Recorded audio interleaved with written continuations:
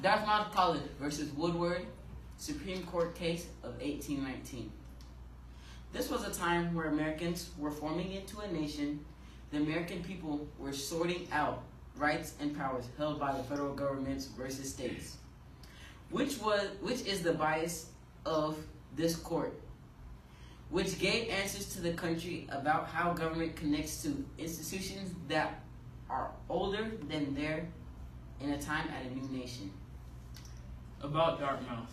Dartmouth College is one of the few of America's oldest institutions, along with Harvard and Yale, that include higher education. Dartmouth was created by a charter from King George III of England in 1769. If you don't know what a charter is a type of contract forming the rights and responsibilities of the institution being established.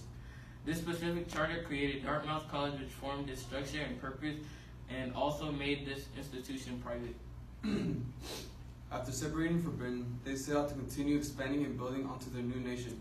But in 1816, the state of New Hampshire came to the conclusion that Dartmouth should change from private to public, open for the limited, and also rewrote the charter which established the institution. The trustees, which are people who are members of a board that are given control/powers of administration of property in trust with a legal obligation to administer it solely for purposes specified according to institution, who are mad that changes to the charter were made by the states. So the former trustees hired a famous New Hampshire statesman named Daniel Webster as a lawyer and filed the lawsuit against the state-appointed secretary of the Board of Dartmouth under the new charter. My name is Chief Justice John Marshall, and I'll be here regulating this Supreme Court case. My name is William Woodward, state-appointed secretary of the Board of Dartmouth under the new charter. My name is Daniel Webster, and we are the plaintiffs. New Hampshire is overstepping its legal authority by interviewing with the contract of private institution. By doing this, you are undermining the laws of the U.S. Constitution.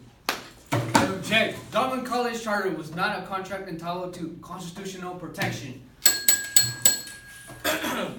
I declare that the new charter is invalid according to Article 1, Section 10 of the United States Constitution. State governments may not impair, weaken, or cancel a contract.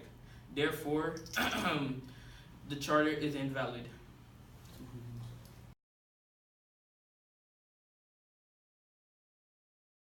The trustees, which are people who are...